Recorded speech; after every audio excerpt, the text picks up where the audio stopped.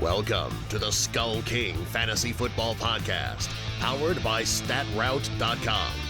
And now, here's your host, Ryan Skullroot. Hello and welcome to another episode of the SkullKing Fantasy Football Podcast. My name is Ryan Skullroot. I am your host, and today we have our Waiver Wire Madness episode. I have mentioned before that it has been getting harder and harder as the weeks go on to find players that actually fit our criteria for being waiver wire pickups that are actually worth it. And really, it's the running back position that has been difficult. In past years, it's been a little bit, I feel like it's been easier to find guys that are owned in less than 50% of leagues that are actually worth the pickup. By my own standards, I have not had a very easy time finding players that I think fit that specific criteria. However, I found a couple running backs. We've got a couple quarterbacks, some wide receivers, a couple tight ends. So we do have some. I do have some picks for you guys. And so we are also be going over some headlines, what's going on in the NFL with injuries and different news things. So we've got a bit to go over tonight. But real quick before we get started, I wanted to make again the announcement that we have partnered with a company called ProLytx.com. They are, let me pull this up real quick. They are a premium sports analytics website. They use AI-powered sports analytics and use real-time data to help you with your DFS lineups. If you're looking to get the most out of your DFS lineups and really move to the next level, you really need to use these guys. Go to ProLytx.com, ProLytx.com. Their AI learning machine. It provides predictive analytics, DFS roster construction, decision optimization, and much more. Our staff has already used ProLytx kind of as a test over these last few weeks. We have already had successes in our FanDuel and DK lineups using their software. We love their projections, and we recommend their services to anyone wanting to really take the next step in their DFS lineups. So again, you want to go to ProLytx, ProLytx.com, ProLytx.com. You can, when you go to checkout, use the coupon code SkullKingFF. That will get you 40% off your first month with them. Again, this is a service that we absolutely recommend. We have loved using their predictive analytics. I've used them for my rankings to help out with my rankings during the week. And so, again, this is a great company. I've met and worked with their co-founders, met online, and worked with their co-founders. They're phenomenal people to work with, and we are so happy to be partnering with them. And again, this is a phenomenal company to use. Make sure, again, go to pro-lytx.com and sign up for their service today. All right, so why don't we go ahead and get into the headlines? Again, like I said, we've had some technical difficulties with the show that we are still working through. So yeah, again, we don't have a lot of all the bells and whistles and all the extras, but we've got the info that you need. So we're going to stick with that for a little while. All right, starting it off, the Redskins have predictably fired Jay Gruden as their head coach, who I love the headline here is they've moved on from Jay Gruden, who by the end was likely waiting for this to happen and is obviously not surprised, starting off 0-5 in his 6th season. It is basically it's a lost season for Washington. This gives them the earliest chance to start looking for a new head coach. I believe their new head coach, or their interim head coach right now, is Bill Callahan, who was I believe he was the Raiders head coach that took over after John Gruden went to Tampa Bay. So He, as of right now, kind of sticking with the Redskins theme, he has not decided on who is going to be quarterback for the Redskins this next week. I actually believe they play Miami. So Miami versus the Washington Redskins. This is a game we're all looking forward to, isn't it? This should be an absolute barn burner. He has not decided. They want to kind of take a look at where Case Keenum is with his recovery with the foot and ankle injury that he suffered. He was in a walking boot last week. And right now it's between him, Case Keenum, and Colt McCoy. Callahan has apparently said that Dwayne Haskins is not being considered for the starting quarterback position right now, which is probably a good thing right now, just because he obviously has not seemed ready to take on the position as of this point. So moving on, next story, Zay Jones has officially been traded from the Buffalo Bills to the Raiders for, I believe, a 5th-round pick in 2021.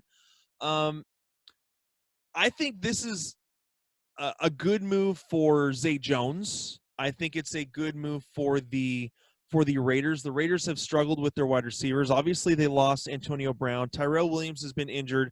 Obviously couldn't play this week. We don't know what his status is going to be for next week.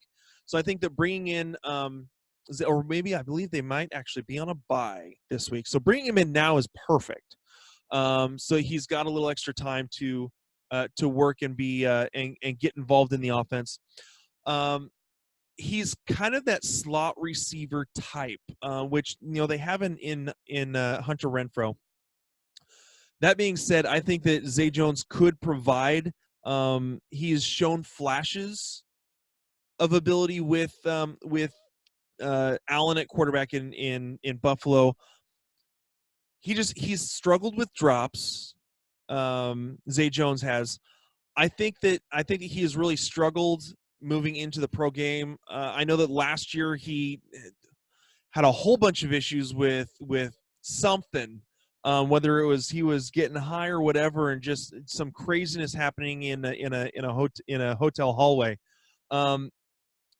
I'm hoping that's behind him, that he is ready to move on. He almost at one point, I believe he was on the chopping block to be cut by the Bills. So hopefully this is something that can really get him going and can hopefully provide some fantasy relevance. I'm not insisting that you go out and get Zay Jones right now. I want to see what he can do first. So moving on, Saquon Barkley is a possibility to play on this next Sunday. He has been practicing in a limited capacity. So they're still trying to test out that ankle. The fact that he's even anywhere close at this point is just amazing. So again, we'll keep watching the news wires to see what's going on with Barkley. Hunter Henry has not been ruled out for Week 6. He suffered, what was it, the patellar plateau fracture or whatever it was, the plateau fracture in his knee. Hopefully that is close to healing up. He is a possibility to come back in Week 6. Obviously the Chargers could use a whole bunch more weapons because Phillip Rivers is struggling. So Evan Ingram was listed as did not practice on Monday. The Giants did not actually practice Monday. However, because they're on the short week, they are required to submit a estimated report in terms of their injuries. So we will see. It shouldn't be a problem. I'm sure they're just trying to give him some time to be ready for the New England game on Thursday Night Football. Philip Dorsett was also listed as did not practice. Again, same thing. As far as Dorsett goes, we're not sure how this is going to affect. He did suffer the hamstring injury in Sunday's game, and so this is kind of something to watch. If he is not able to go, this could be a boost for Josh Gordon. Hopefully, we were expecting a little bit of a boost for Josh Gordon this last week going up against the Washington Redskins. Now that he goes up against the New York Giants, who are just as bad on defense, we're hoping that if Philip Dorsett's gone, Antonio Brown's gone, maybe that means something will happen with Josh Gordon. I'm not holding my breath. Let's see. Moving on. Sam Darnold is undergoing tests on Tuesday to see if he can start on Sunday. Still waiting to see how that is going. Let's see. Who else do we have? Chris Herndon. As far as him, he is now off of his suspension. And the Adam Gase is non-committal on what his role is going to be in this offense. We'll see how they get him involved. He provided a little bit of a spark last year for the Jets in that offense. We'll see how involved he is this year with Gase as the new coach. We'll kind of see where that goes. So apparently, from what I've seen, is the Patriots won't be activating tight end Benjamin Watson. He has actually officially now been released. And was not able to come back from his injury apparently. So who knows what's happening there? That's an interesting kind of play right there. The Bengals have ruled out obviously AJ Green for Week 6. We talked about yesterday's show how there's a possibility that he may be on the trading block going somewhere else. Jordan Howard is, according to head coach Peterson, is likely getting more touches. They want to get him more involved. He has been running the ball. He has been running inspired football lately in the last few weeks. So happy to see him doing well and that he is producing for fantasy as well. So hopefully that keeps up for what we lovingly call here the brother. Well, now he's the brother Eagle instead of the brother Bear. James O'Shaughnessy, the tight end for the Jacksonville Jaguars, has suffered a torn ACL, is out for the season. So the Jacksonville Jaguars are now going to have to turn to Josh Oliver, who I know is struggling with injuries himself. I believe he is now back. He is now back. And so Josh Oliver is now the tight end for the Jacksonville Jaguars. Jeff Swaim, I believe, is the starter for right now. But for those of you who remember what little bit he did for Dallas last year, he's not really a fantasy option. And I believe, let me go through, as far as Marquise Brown, Coach John Harbaugh says that his ankle is nothing serious. He should be okay for this next week.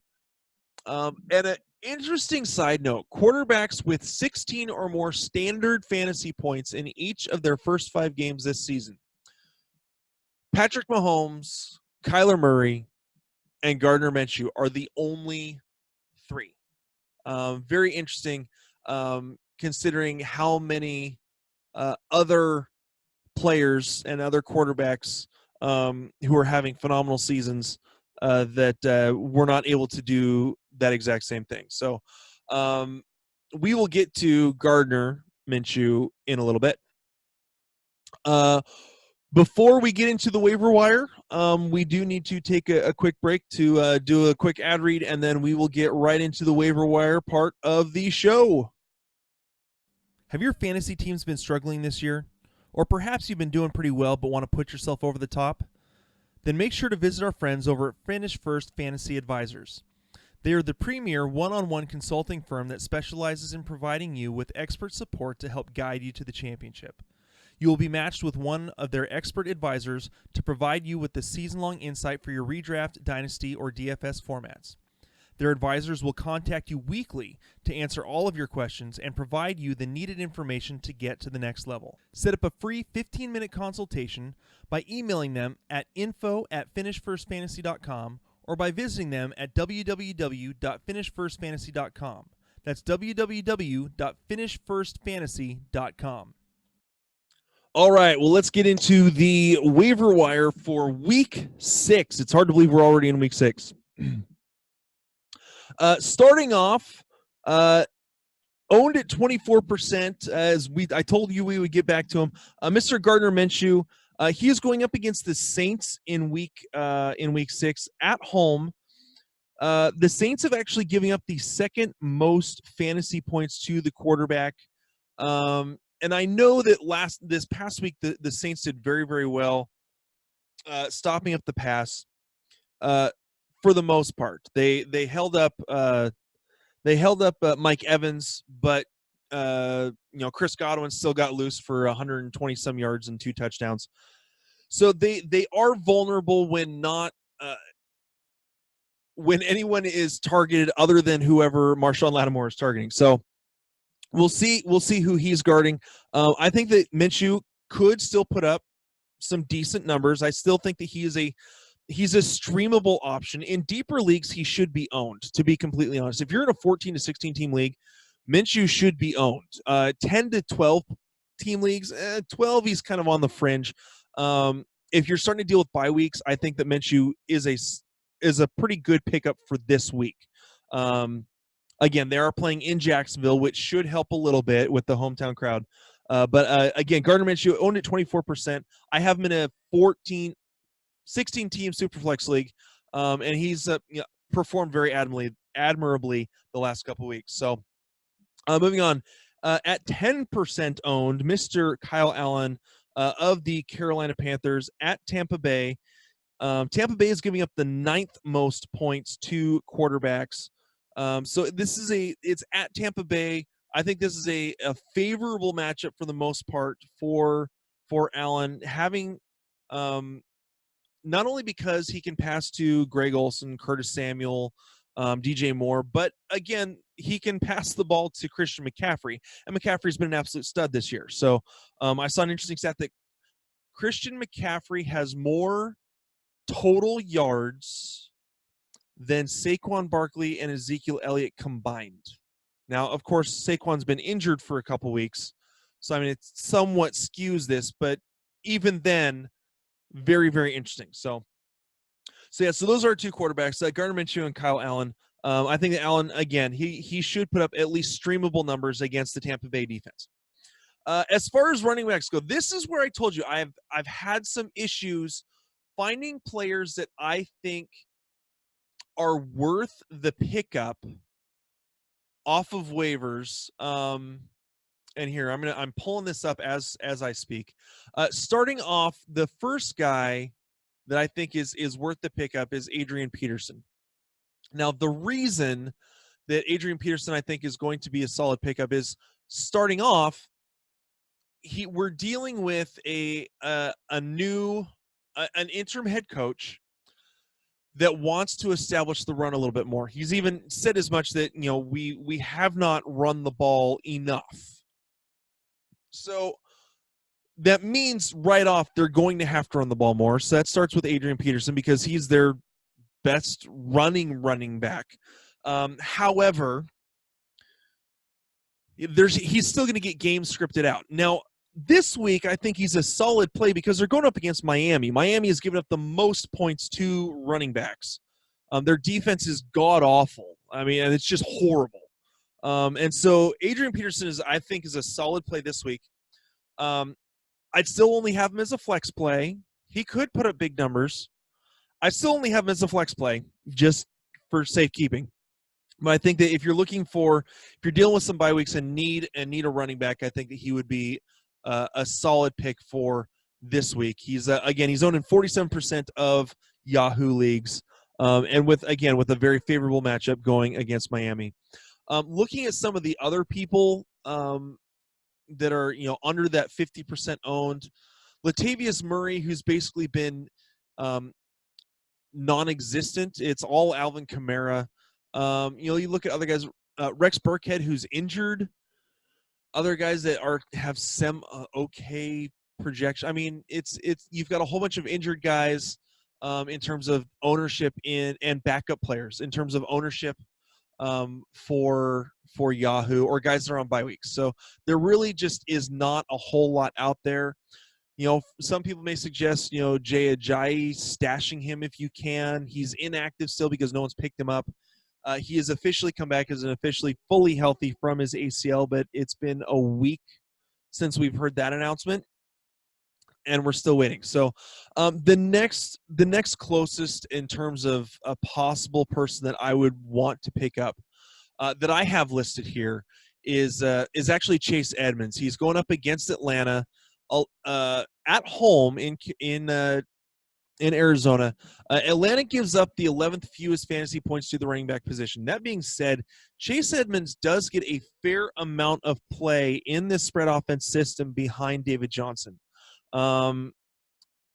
You look at I'm pulling up right now. I'm pulling up his stats over the last few weeks. If it'll actually come up, there it is. He's only had one attempt in week 1, one attempt in week 2, 3 in week 3, 6 in week 4, 8 in week 5. Now, it helped that they were already well ahead of Cincy and just kind of running out the clock a little bit. But he has been getting more involved as the season goes on. As long as they're trying to manage David Johnson's reps, I think that, again, this is a speculative ad for Chase Edmunds. This is deeper league. Again, I don't trust anyone else on here that I've been able to find in these lists of players owned in less than 50% of leagues. So I may next week cheat and go to 55% to see if that helps out a little bit. But other than that, that's really what I can find in terms of the running back position. Moving on to the wide receivers. At 34% owned, Mr. Deontay Johnson. Deontay Johnson, who is Pittsburgh's number 2 wide receiver right now. He is owned in 34% of leagues. Going up against the Chargers, who've given up they're basically right in the middle of the pack, giving up the 16th fewest or 17th most points to the wide receiver position. The Chargers struggled on defense the last couple of weeks, especially this last week, giving up a whole bunch of points to the Denver Broncos. So I think that Johnson could provide a little bit of a spark. You look over his last few weeks. Let's see if it'll actually pull up. There we go. He has gotten more and more targets. 5 in week 1, 4 in week 2, 6, and 8. He's had 20 targets over the last 3 weeks. 3 catches, 6 catches, 5 catches. So 14 catches. He's right now, I believe he's actually had more, maybe even had more targets than Juju Smith-Schuster over the last few weeks. So obviously there's a bit of a connection there between Deontay Johnson and Mason Rudolph. And so I like Deontay Johnson as a kind of a pickup that could possibly play well for you. An interesting one here that I wanted to give, 42% owned, Mr. Mohamed Sanu in half-point PPR. Going against Arizona, again, Arizona has been, for the most part, somewhat stingy against the wide receiver position. Part of the reason for that is they've given up a lot in the running game and to tight ends. Tight ends have absolutely killed them. And I think that's more of the reason for not quite giving up so many yards to and so much production to the wide receiver position. But Mohamed Sanu has had a solid few weeks. He has had, 1 week of less than 6 targets, and that was this last week where he had 5. He went 5 for 5 for 42 and a touchdown. He's only had, 1 week less than 40 yards receiving. So he is getting a solid amount of work. He is a trusted receiver for Matt Ryan. Again, 42% owned, so he is a solid wide receiver for you as well.